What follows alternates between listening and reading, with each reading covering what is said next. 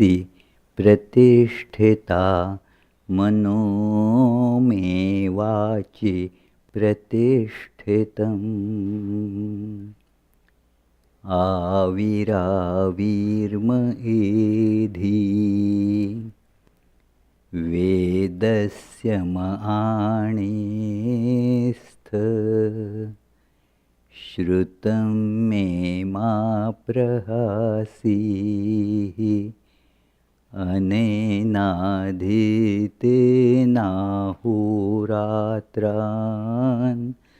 सन्दधामि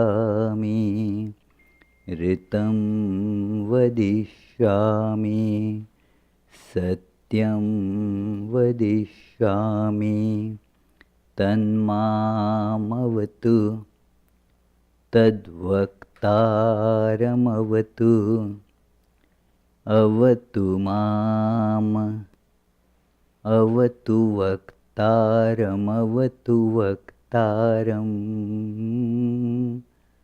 ॐ शान्ति शान्ति शान्तिः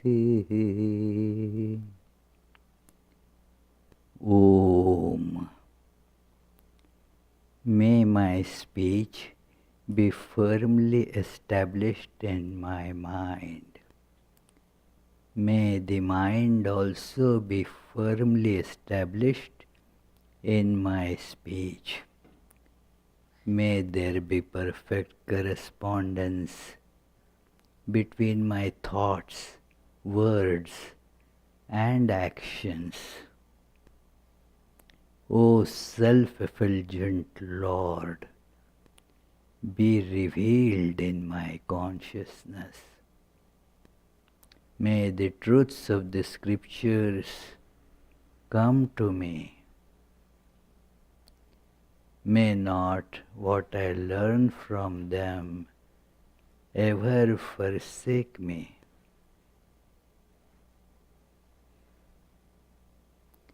Let me lead my life day and night according to their teachings. I shall speak what is appropriate. I shall speak the truth. May that protect me. May that protect the teacher. Om. Peace. Peace. Peace.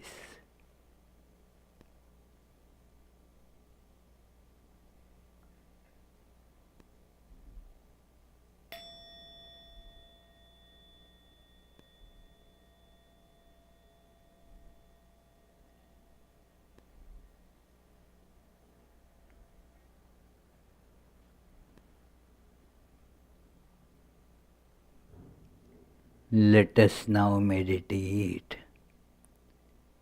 on the truth which is self-effulgent, does not need any other light to show it.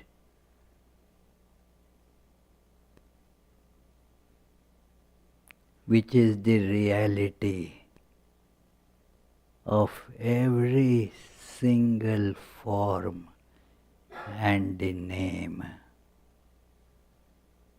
Let us feel that as our reality, my reality. Let us feel it in our heart as a spark of light. Let us close our eyes, sit still,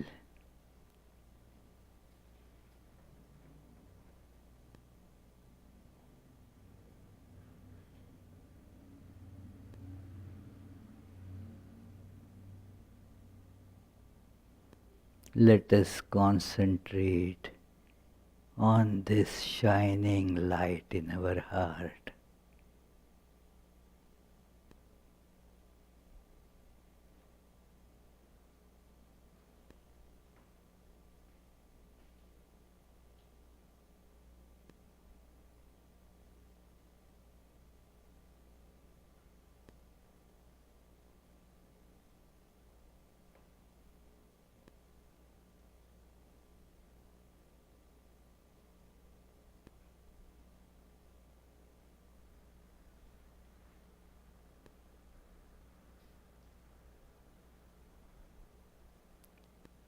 As I concentrate on that,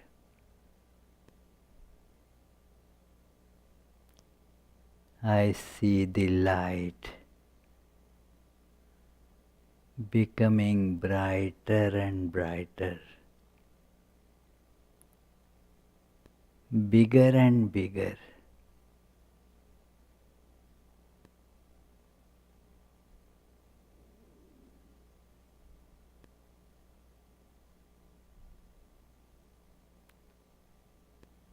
It has filled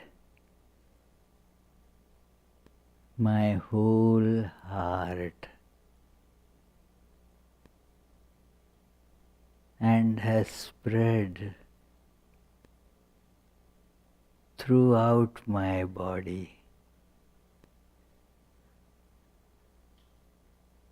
I am seeing myself as made of light. I am light. Like a wax statue. Everything in that statue, the toes, the shins, the knees, the waist, the abdomen, the chest, the hands, the neck, the face, the head. Everything is wax.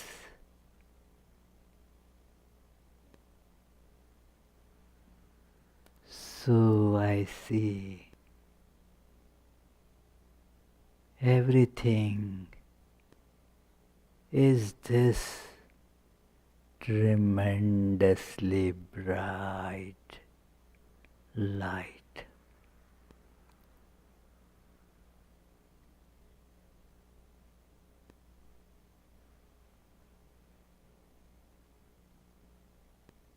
My skin is made of light. All the muscles, they are also made of light.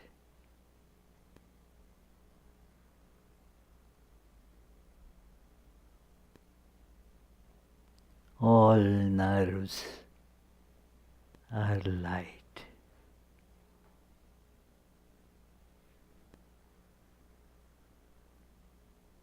All organs like ears and eyes and nose and mouth,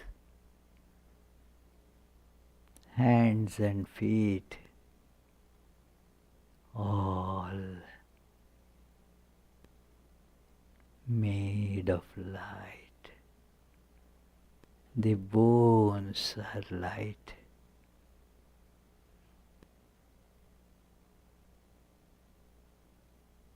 I am light.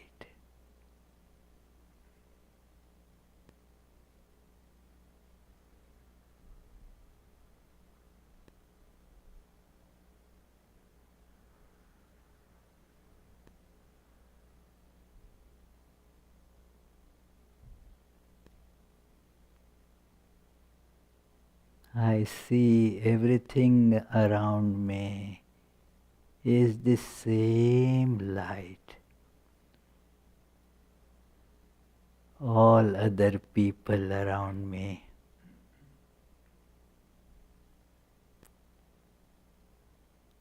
all the chairs and other furniture is the same light. The walls, the doors, all made of the same one homogeneous light.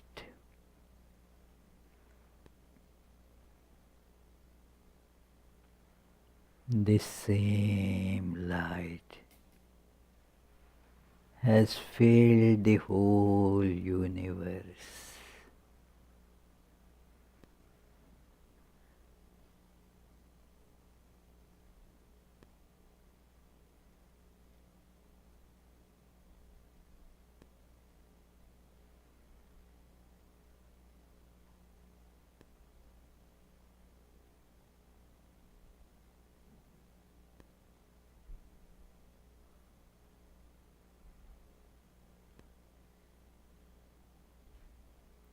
All the lines of division,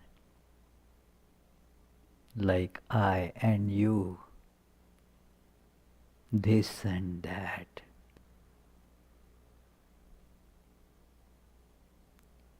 yesterday, today, tomorrow,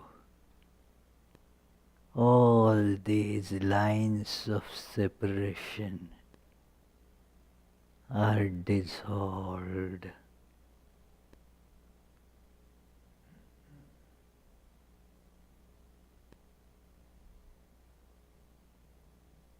In this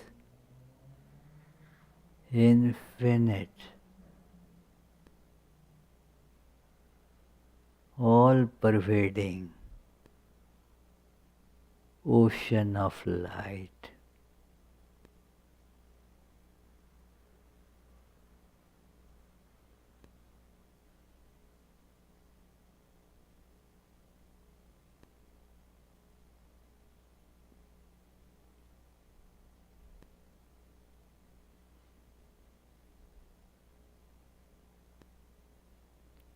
All the desires have calmed down.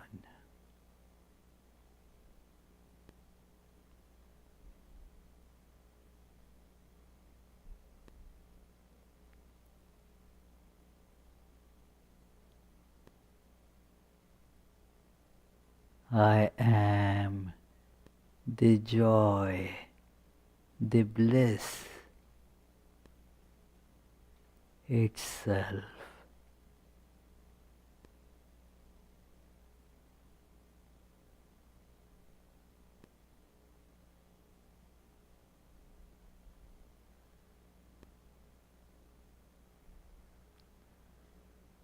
All is calm.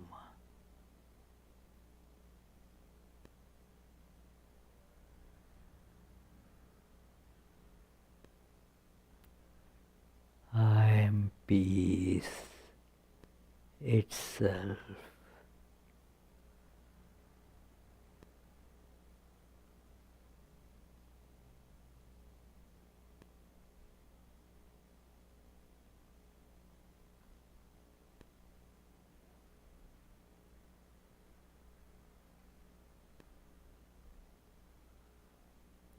I am love itself.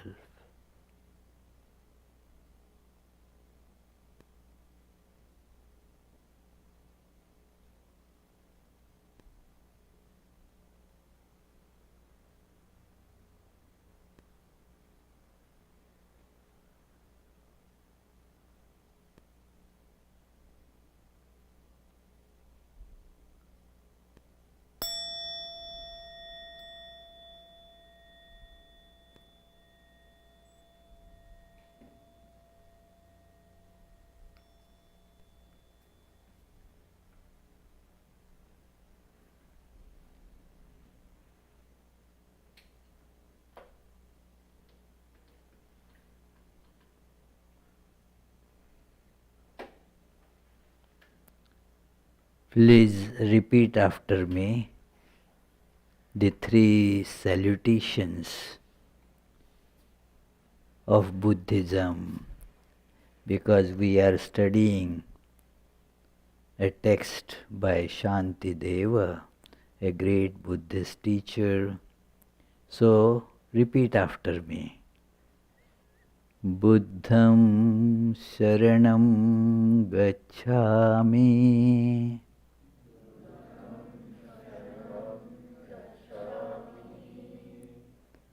Dhammam Sharanam Gacchami.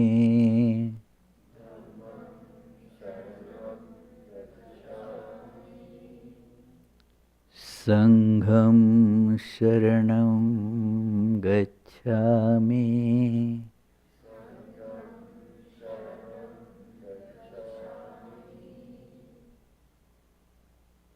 I take refuge in the enlightened one.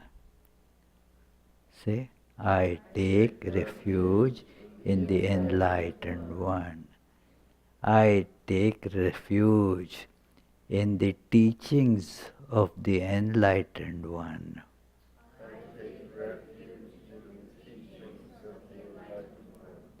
I take refuge in the tradition of the enlightened one.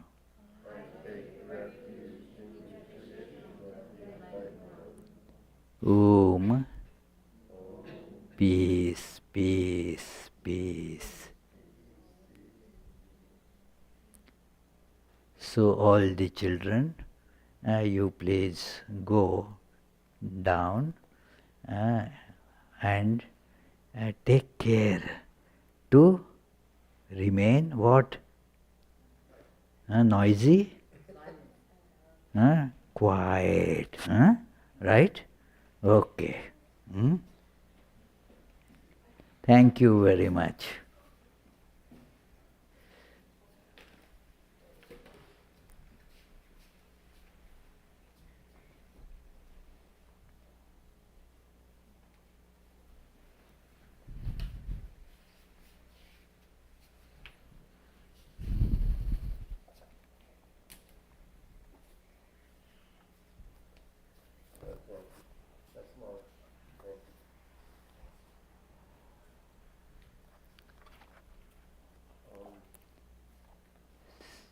So, dear friends, in this study of Shantideva's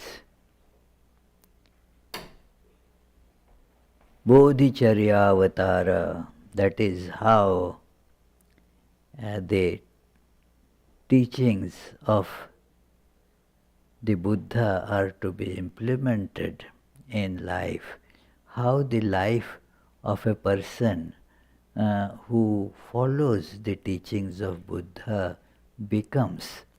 That beautiful description is there, what a person should do to follow the teachings of Buddha.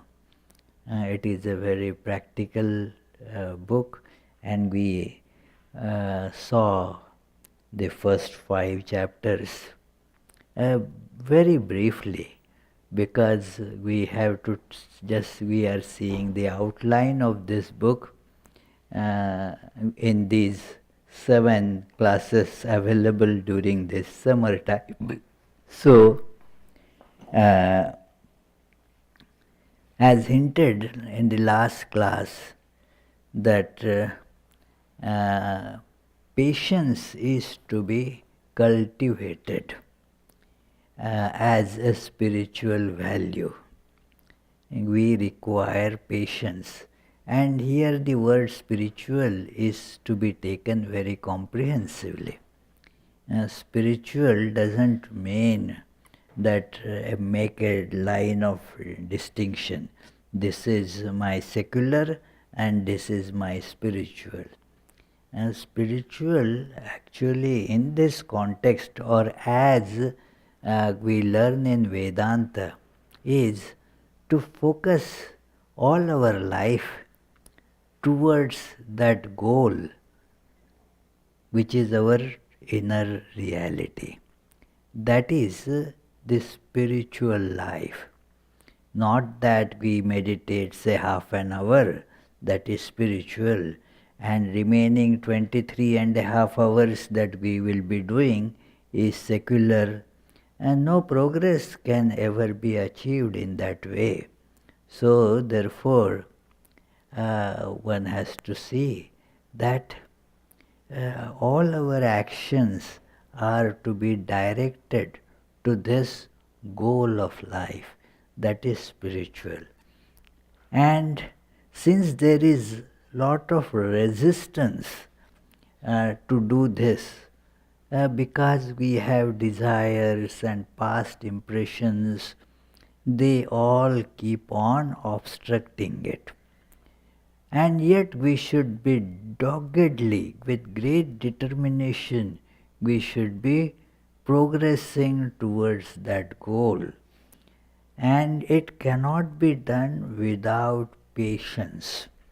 Here please do not mistake the word patience for being callous or lazy. It is, oh, I will be patient. Whenever it happens, it will happen. That if not putting in any efforts, that is not what is meant by patience. This will be described in the next chapter. That also we want to take a look at today itself. And here patience means that we should not get upset or angry because the time it takes. It's a long process. It feels very long because there are a lot of obstructions which are again nobody's fault, my own fault. One should avoid, this is a point in this patience that has been stressed by Shantideva, that we should stop blaming anybody else for these problems. Oh, what to do, my spouse is creating all the problems, or my neighbor is responsible for this. No, all such ideas should be dumped as terrible distraction.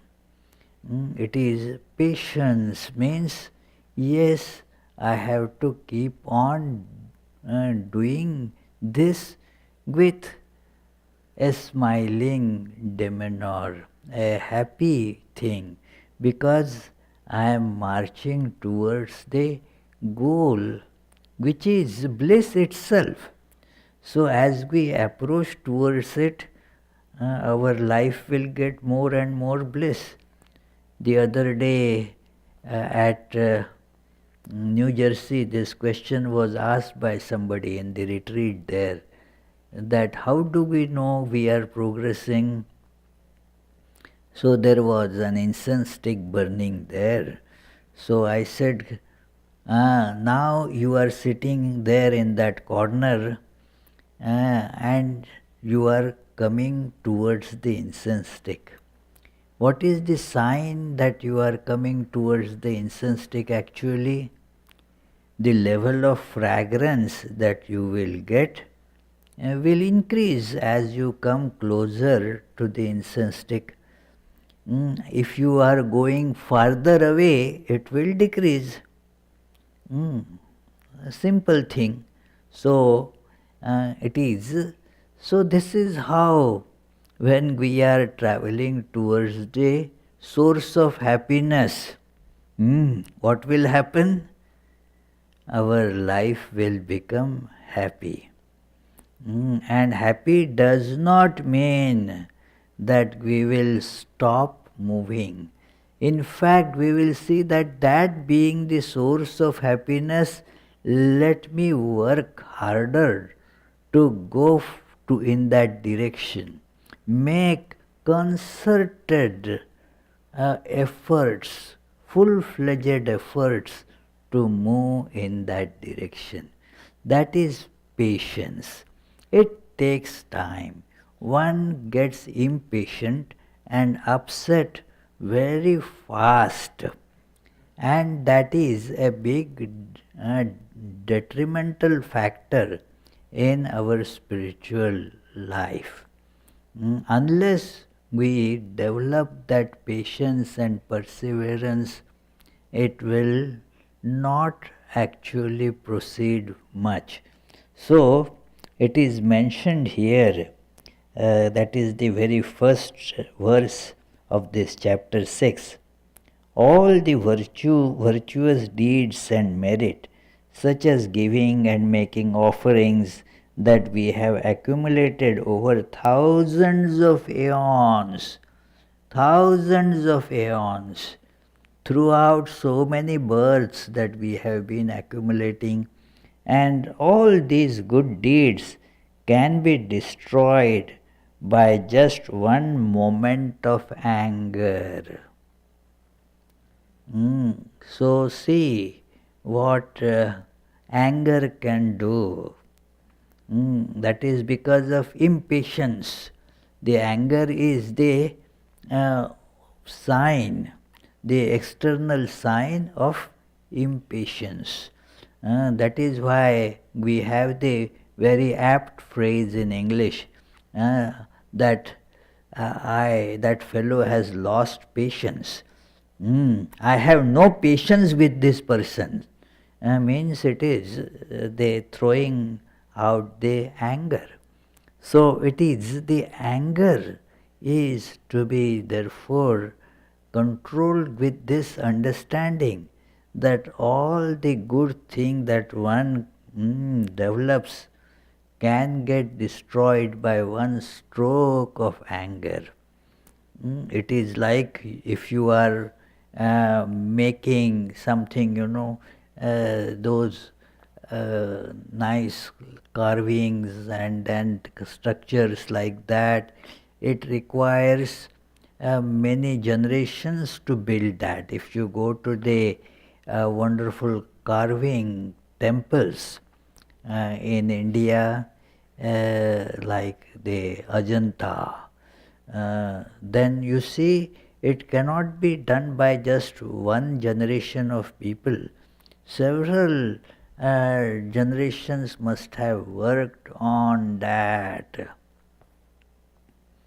But to destroy that, it doesn't require thousands of years or hundreds of years. It gets destroyed, say, one big lightning can destroy it in 1 second. It would be just matter of past. So we are doing meditation, we are trying to practice devotion, but a moment of anger of this type, can all the devotion just goes into the dustbin. Only the anger remains, and it is very destructive in our life. So it is a matter of caution. Please do not take it as the thought, because we fall into the state of depression easily.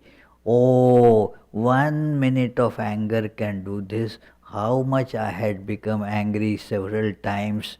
It is all the time I have been becoming angry. Now nothing can be done, no good can be done by me. So, if you keep on becoming angry like that, so it is from anger you turn to depression. That is not what is meant here. Just to see that do not get angry or upset, knowing that all these situations, and they have their own trajectories, and you have to follow yours. It is why this fellow is behaving like this. Well, have you control over the behavior of that fellow, first of all? And what about your behavior? Why don't you look at that? It is what you can control. You should look at that, try to control that. What the other man's behavior, how can you control that? It is And we try, that stupid that we are, foolish that we are, we try to control the behavior of others. I had told many times, but I still remember that email sent by one young lady. She had gotten in India, she got married, very happy, thinking that, yeah, now the life will be all sweet and honey and so forth. After she wrote that email to me, it is so nice, and then, yes, how good my husband is and so forth. Then she wrote an email that, tell me, how can I change the mind of my husband? What a great job, it is. So it is an impossibility that, and why should you worry about it? Can you change your mind? That will be a great success if you can do that. So one has to remember this, that trying to change the world, we have a lot of people there thinking that we have to change the world. Isn't it, Teresa? Change the society. No, that is not that easy to change the society. In fact, the very thought that I will change society disturbs us, and we add more disturbance to the already existing disturbance. So we change the society, but not the way that we wanted it to change. So therefore one must concentrate on this, that it takes long time, and I will continue my practice with perseverance. It is through having to do what I do not want to do, or being prevented from doing what I want to do, I develop mental unhappiness, which becomes the fuel that causes anger to grow and destroy me.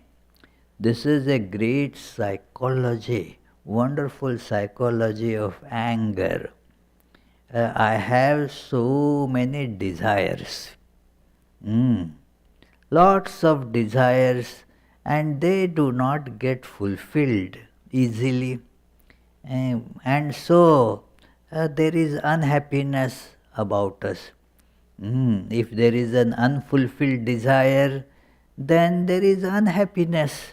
Oh, I want to get this, I do not, I haven't got this, or yeah.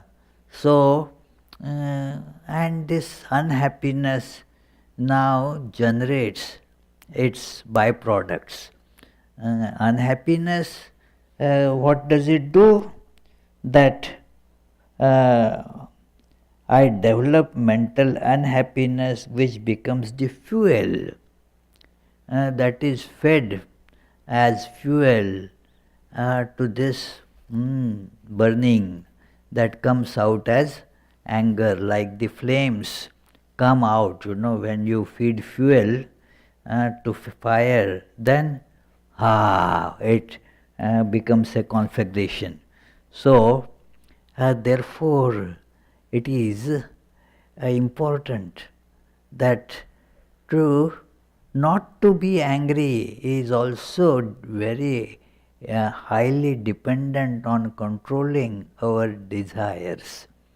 And let us try to be happy that whatever God has given me, I should feel indebted and happy about it. Otherwise the cravings destroy the life, and unhappiness yields to anger. That is how actually in Bhagavad Gita, 3rd chapter, they are coupled as one single entity, obverse and reverse of the same one thing. In 3rd chapter, it was told to that Arjuna, the disciple, by the Lord, that Kama and Krodha, the lust or desires and the anger, together it is one thing. Know that it is your enemy. We have to learn this because it is normally we do not consider our desires as our enemy. We think I should have the desires, they bring me happiness. No, friends. Desires do not bring us happiness, they only create more craving. They make us unhappy. Just think about this. And that unhappiness, the reverse of this very coin is anger. So, you can see the obvious examples of this. One's own life can bring that out easily, but you can see in the media all these examples that somebody, just even very close relation like parents, went and killed the parents because wanted lot of that parents that inheritance.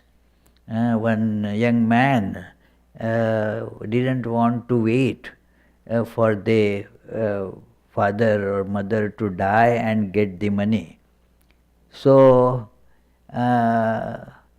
he kept on asking, hey, give me.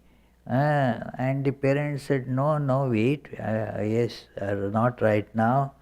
And then he therefore went and killed them. And then rest of his life he didn't have to pay rent for the housing, What does it mean? Richard? Not a good idea. Going to the housing where you don't have to pay rent. So, then that is how this anger can do. A desire, and the desire unfulfilled. I had given that analogy, very nice analogy, that if you throw ball at that wall, throw a tennis ball at the wall, now it hits the wall, cannot go any further, and comes back to us. That is how the desire goes to the object, cannot catch the object, and thus comes back to us. That is anger.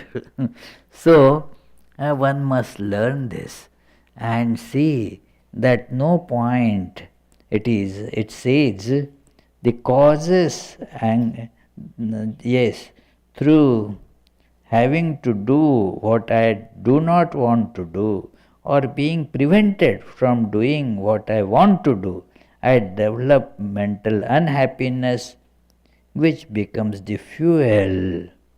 Therefore, I should never allow this fuel of mental unhappiness that causes anger to grow within my mind, for this enemy of anger has no function other than to harm me.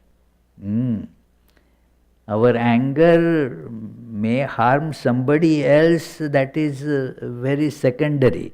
The first thing and the biggest thing, the anger harms the one who gets angry. Let us remember this, and the more we remember it, we will not become angry, because we do not want to hurt ourselves. We foolishly think that by getting angry, I am hurting that fellow. No, you hurt yourself. What do you think, Yona? No? Yes, by getting angry, and we hurt ourselves.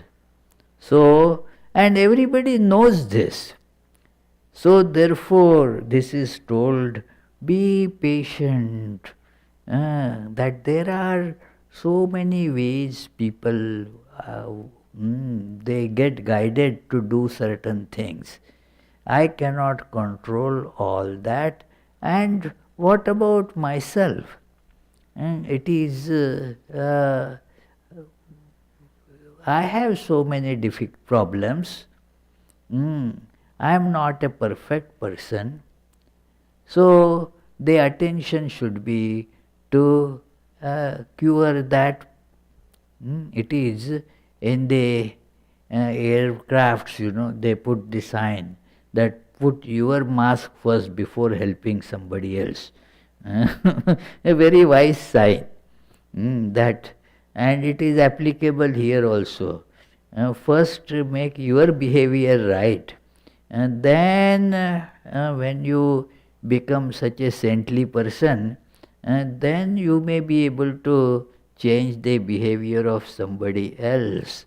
Do not worry about it now. Just make your behavior free from anger and be happy. Have the thought is that God is in me. The source of happiness is in me. How can I be unhappy? How can I be unhappy? When the source of happiness is in me, I should be happy. So, knowing that, be happy. And I had the good fortune to meet many people who work on this principle. And not that they are swamis or monks, many of them are just lay people.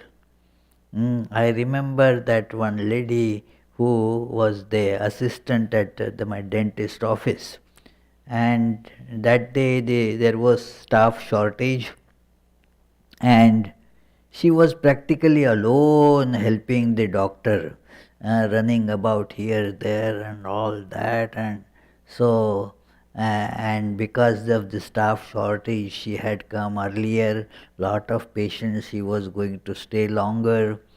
So I said, "Oh, it must be very difficult for you today to work hard. So much work today for you." She said that, Swami, what I always, when I come out for work from my room, I tell myself that I am not going for work, but I am going for workout in the gym. I am going for the workout in the gym. And so what a nice gym this is. I don't have to pay to the gym pays me. And as she was telling, the doctor overheard, was in the other room, and came. Hey, so I must deduct from your all in jest, But see, what somebody else would keep on grumbling, what work this is, and then I want all my. You do not achieve anything by doing that. Instead, you spoil the situation, make it worse for you. Becoming jealous, why that fellow, that I cannot do this. Do not do that. Be happy about it, that, well, that person is doing very well, much better than me. That gives me an opportunity to move forward. Learn from that person by observing instead of becoming jealous. So, all these things have to be seen as a matter of patience. Come on, things will happen for you.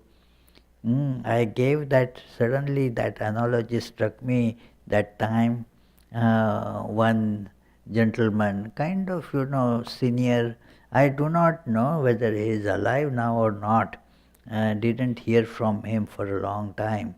Otherwise, he used to keep on calling and saying that Swami, you told me to meditate and gave me a mantra. I tried to meditate like that.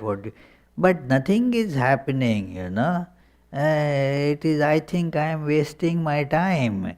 It is. I do the mantra. Nothing happens for so many days, so many months, and years I have spent on this, and nothing is happening. I said, okay, if you stop, it is going to happen.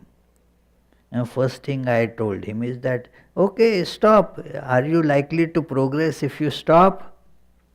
Then he said, Swami, you have a point there. If I stop, I am not going to progress, that's for sure. Then I told him his job was to, this thing, taxi driving. Say he was connected with some various hotels and provide the long distance rides to people. So I said, suppose you are driving, and he was from Atlanta, Georgia. No, Alabama, not Atlanta. He was from Alabama, but used to go to Georgia very often. So suppose now you have to drive to that Seattle. What happens? How long will it take? Oh, Swami, it may take, it would take many days to get there. Said, obviously, it will take many days. But if you see that, of course, while you are driving, you cannot see it in your car, but you can see in other car that the wheel is doing the same motion. Same motion. One circle of the wheel and it has gone that much distance ahead. That much distance ahead it has gone. So, like that, every repetition is taking you slightly ahead. Only thing is, don't go back. Keep on moving forward. Don't destroy the progress. So one has to have patience. It's a long journey, you see. So it will take some time. No, nothing is happening. Oh, how do you know nothing is happening? Things are happening, but do not destroy like that fellow. A fool was there, had to swim across the river. So the river was 1 mile wide. So he jumped into the river and then went half mile. And then saw that, oh, it is still too far. I cannot reach there. So swam half mile back, So it is, let us not be such stupid person. Keep on going and you will reach the goal. Patience is required for that. There is nothing that is not easy to accomplish if we develop familiarity with it. You can accomplish, be self-confident about it, because look at many things that you were not able to do earlier, but by practice, by doing it repeatedly, now you are not scared of doing it. Earlier, no, I cannot do it. No, period, I cannot do it. Oh, please try. Try once. Then gradually you will be successful. It is, everything depends on this attitude that let me give it a try. Try again and again. As we develop familiarity, People, they become experts, you see. Like those who are familiar in circus, you see them handling these big animals, man-eating tigers and lions and jaguars and bears. They handle them so easily. They become so familiar just that for the show purpose, they can put their neck in the mouth of the tiger. It is tiger. If that tiger is that distance, well, you will have to change your underwear, you see. It is so. It is really a very scary thing if you have not seen before. In the zoo, it is all right. You know that that tiger cannot do anything.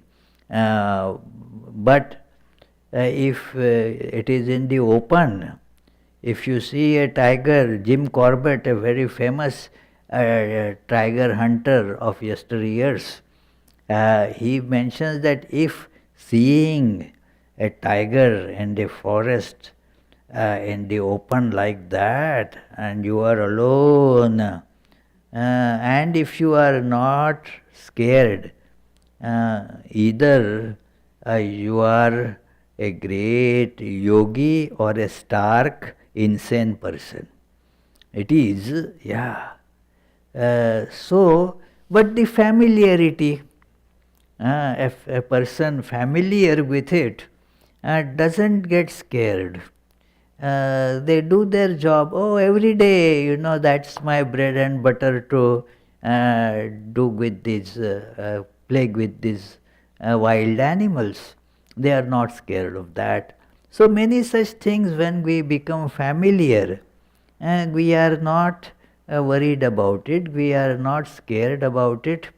There is an incident noted by one very famous this ringmaster or the animal trainers in the circus.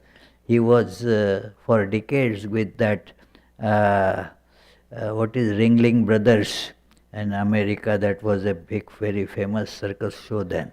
So he was there and he wrote his memoirs. That he says, let me tell you an incident, that things I am familiar with. I am so, I don't feel scared.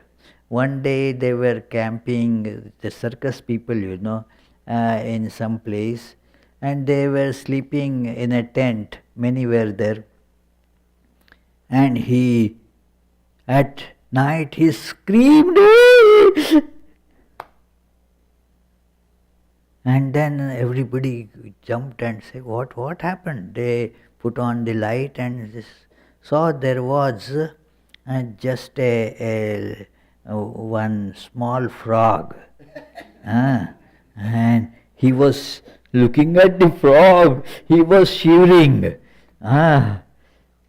So he mentions there that because I was trained and I was familiar with tigers and lions, I didn't get scared with them. But a small little frog made me get so scared. All the friends there, they had no end of laughing and making fun of me. The point that Shantideva is making here is that if you become familiar with a situation, you are not scared about it. Otherwise, you are scared about that. I saw one of my engineer friend. He was involved in construction of some thing, and then we wanted to have a chat. So he said, "Come on, we will go so that on the way and at work we can have a nice discussion." So he went there, and then there was just a wall about just 6-7 inches wide. And then he just got on it and started walking on that 6-7 inches width and very high. And I said, "Oh, are you not scared?" And he said, "No, it is." See, he explained me logically. How wide is your foot? I said, "Well, hardly, for about 4 inch wide." So, 6 inches is ample space for one's foot to put on. So, I walk like that and I do it every day. So many times every day. So, I don't have a problem.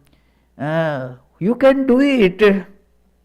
I said, "No, even the suggestion made my heart, palpitate more." But then he said, "No, no, nothing will happen, try." And I said, "Okay, why not? I understand your logic. Your foot, its width is only 4 inches max, and this is about 6-7 inches. So it should not be a problem, logically speaking, if I maintain the balance." And then I went up, and then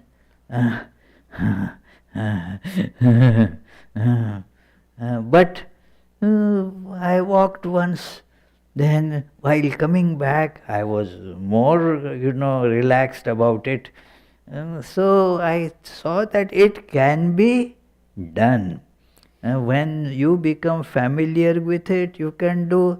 That is how those people walk on the ropes, They walk on the rope. It is why they have become familiar. So, therefore, one should see that if we get familiar with this spiritual practice, it will become easy for us. No need to become impatient. And we have to become more and more, what, Charlie? Familiar with it, exactly, become more and more familiar with it. And then the fear vanishes, anger vanishes. We are familiar with this, that it takes long time. So we do not become impatient with those who are struggling. We in fact would like to give them some solace. We would say, "Okay, yes, you can do it, come on, continue." And yeah, so cheer them instead of saying they are no good.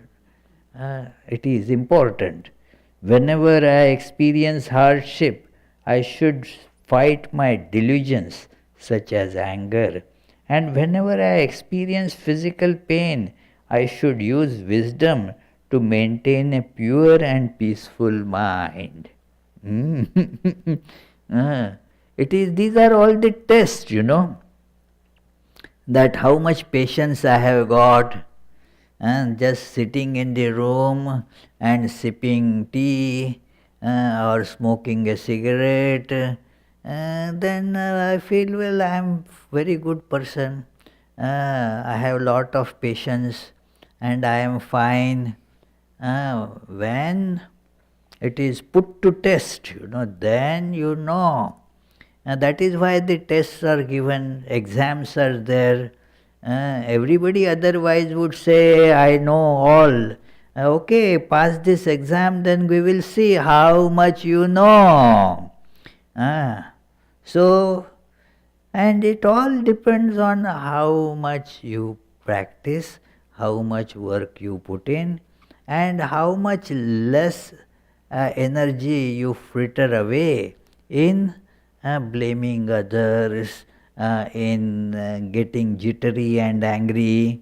You will do obviously better, more energy will get conserved. So this is an important aspect. When pain comes, and I learned it from, a very nice Swami. he was our teacher in training center, and he was having lot of headache that day, and sore throat and cough, and no, he was sneezing now and then. So we said, oh, so, please go and take rest, you don't have to talk so much. He said, see, do not confuse things. Even if I am lying down, I have headache, I have cough. So what is the point? Just go and lie down and not do your work? It is, I can do my work. Headache is there whether I teach or I don't teach. This cough and cold is there whether I lie down or I teach. That is how you know the attitude. Yes, that I will continue. It is the headache is a proof that I have head. We need to get some proof that we have head. So yeah, this is one proof that the fact that it aches means it is there. So that is the idea, that in the midst of pains, either physical pain or mental pain, we should see that the attitude that the God is there to take care of everything. My true nature is divine. Focus on that, and thus you will do very well. So this development of patience is so important. And do not give up by impatience things, that cultivate. It is so when those who under the influence of delusion set out to harm or even to kill me, if I cannot develop compassion for them, at the very least I should refrain from getting angry. At the very least. Many take up this as an excuse to get angry. See, these people, what they are doing. Well, does it solve the problem? No. Don't get angry. Feel compassion for those who are doing all these bad things, because they are hurting themselves. But if we cannot be that great to feel compassion, like Jesus, they were crucifying him, that piercing nails in his limbs, and he had no curses on his lips. He said, oh God, forgive them who are doing it out of ignorance. If we are not like Jesus to do that, at least let us not become angry with them. So, because there are always people who would be there to harm me, I should not add myself to the list, isn't it? What, Teresa? If somebody else is harming me, is that the reason that I should also harm me? No. If I get angry, I am harming myself in addition to those people. So,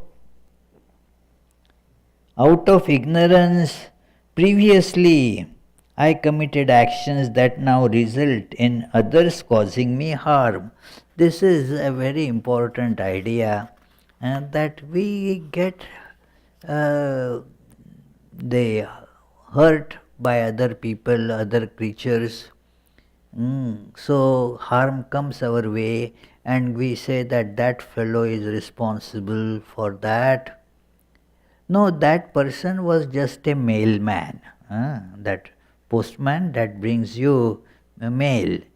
And then you do not blame postman for bringing you The other day we received a citation, for something that I don't want to talk about. But yeah, now the postman, should I go and fight with the postman for that mailman?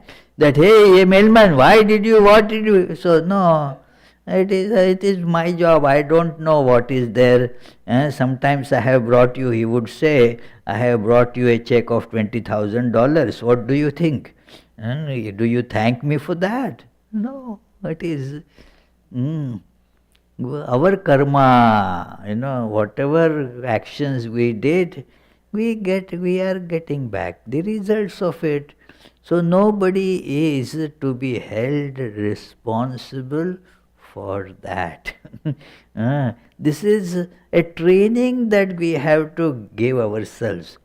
One gentleman, I see so many people, they are fine with all these things happening instead of just blowing their top.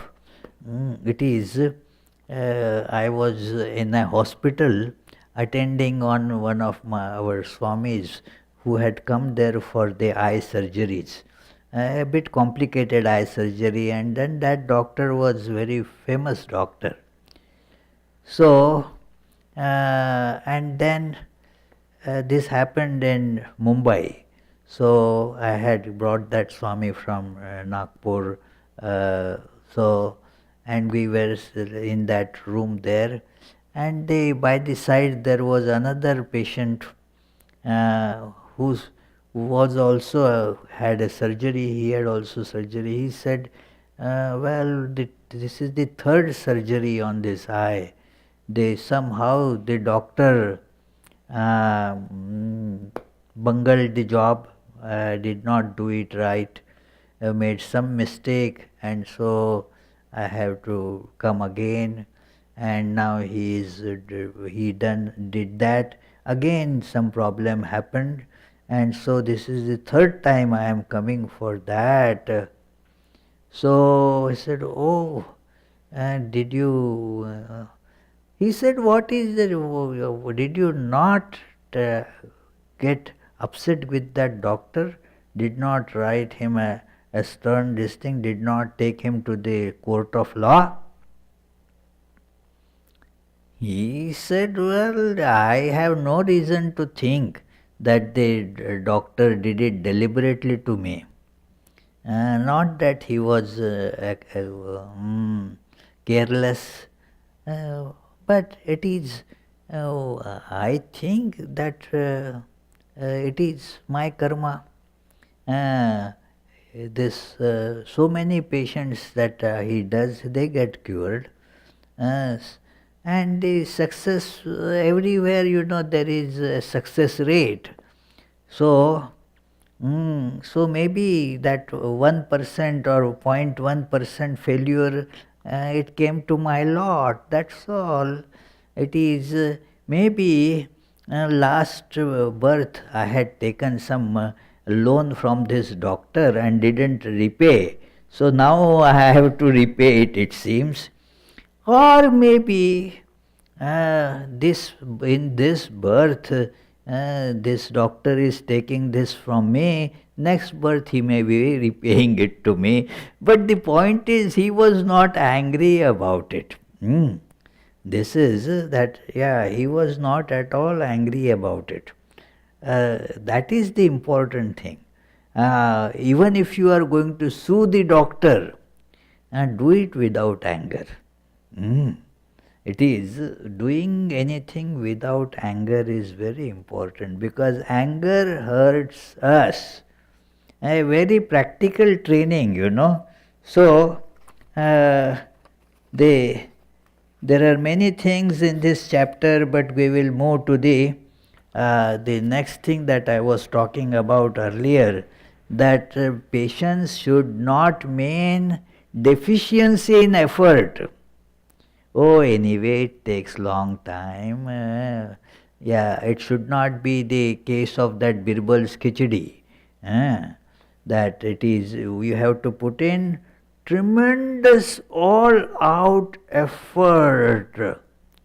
That Birbal was a minister, something happened and a court, I don't want to go into it, but he was coming late to the regular court meeting, and the emperor said, "Hey, why have you not come?" Told the messenger, "I am cooking that khichdi, rice and lentils put together to boil. As soon as it is done, I'll come." Then another hour passed away, the fellow didn't turn away. What is happening? And then the emperor said that, "Let us go and see what kind of cooking the fellow is doing." And when he went there, he saw that three tall bamboos, about 25 feet or so height, and then on the top there was the cooking pot. And on the ground, a small little fire was burning, and this fellow was sitting there, putting one stick of hay on it every time. One little piece of hay was being put on it every now and then. So the emperor said, "How can your khichdi ever be done?" Yes. So we must have a full effort to be put in. I occasionally take the name of God. Once in a while I do some meditation. That won't work, You have to put in really great efforts. So, therefore, and remember, we have to have that urgency about it. He says that the death can take us any moment. The Lord of Death is looking for his next victim so that he can prevent him from traveling the path of liberation. And that victim might well be I, the one. How can I just indulge in worldly pleasures? It is waste of time. Tomorrow we will do, well, the death can come today. How we will do tomorrow? So therefore, this important thing is to be done with urgency. A most urgent thing is to be done. That idea should be harbored in our awareness. If a snake lies dying on the ground, crows will act like brave eagles and attack it. The crows normally won't go to attack a live snake. They are scared. Eagles do it. But then if they see a snake wounded and dying, then they go and attack this snake.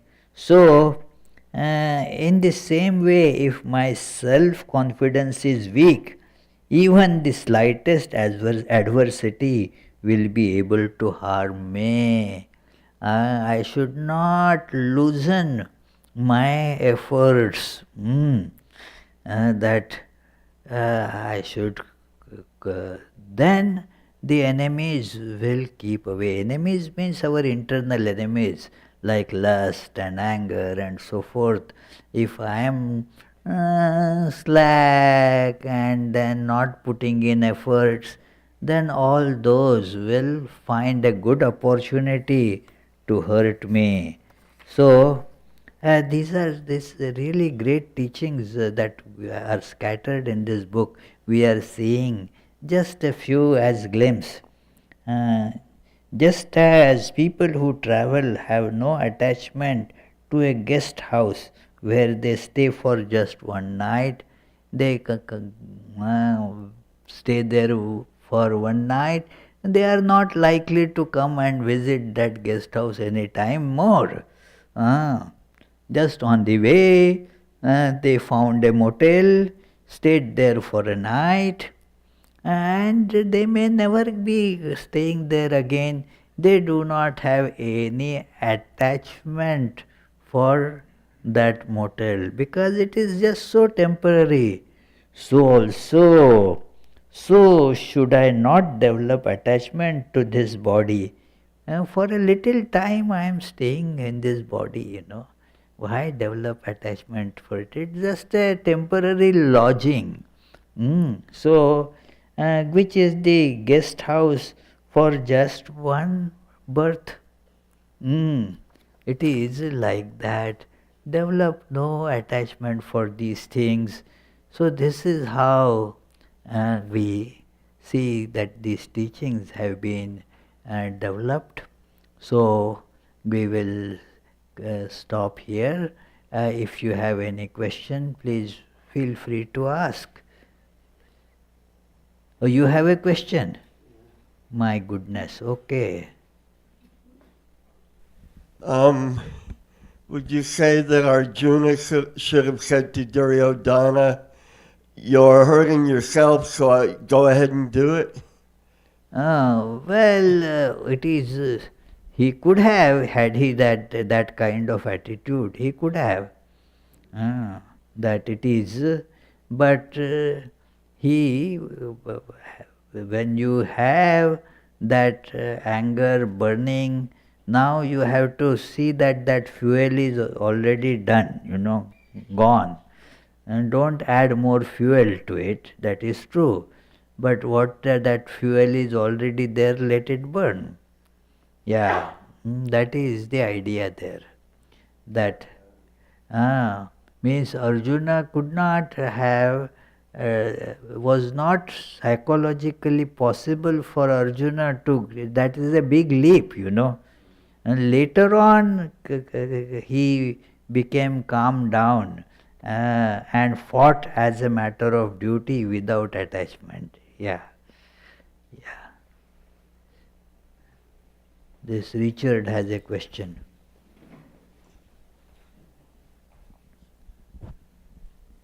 I think you have a remarkable story to tell. You have a taxi driver in Alabama who you initiated is having trouble progressing. That's a story. That is not a story. That's not the story? It is a fact. It is, yes. Yeah. It is not a spun out fairy tale. Well, it could be. I mean, it's kind of impossible, isn't Why it? impossible? Alabama? Taxi driver? Yeah. Initiated? Yeah. That's a miracle. It is, why not at all miracle. Okay. Yeah, there are, if that is a miracle, then I have more miracles up my sleeves, It is true, Okay. It is not miracle at all. Okay. Thank you. Yeah. There are so many letters from him, yeah.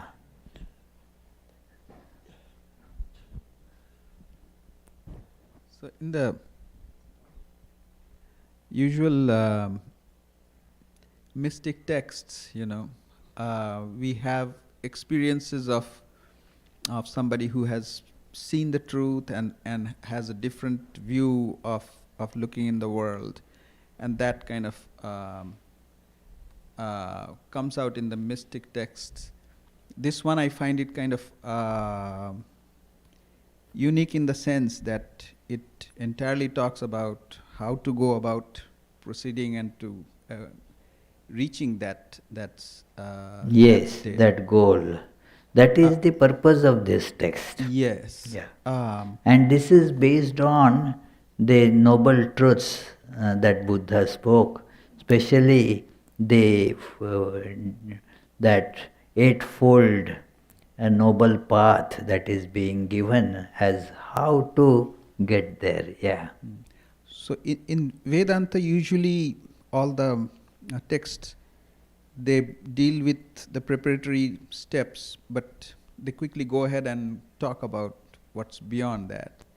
Do we have in the Vedanta umbrella any such texts which cover in such details? Yes, there are. The styles are different.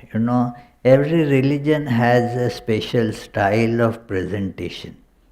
Like if you see the Christian text, for example, like what we had been reading, that Thomas A. Kempis Imitation of Christ. It has a particular way of describing the spiritual practices, and that is wonderful, that is very useful. This Buddhist style is one, Bodhicaryāvatāra, very useful. And similar texts are in Vedanta like Viveka Chudamani. All these disciplines are there also, like controlling the anger, what would happen if you become angry, and so forth. So, but the styles are different, and that is how the different flavors are there. Like you are given nutrition in various ways, you can eat the, say, tortillas, or you can eat rice, you can eat chicken, so many ways are there. So, now the flavors are different, but what the body actually takes is the nutritional aspect of it.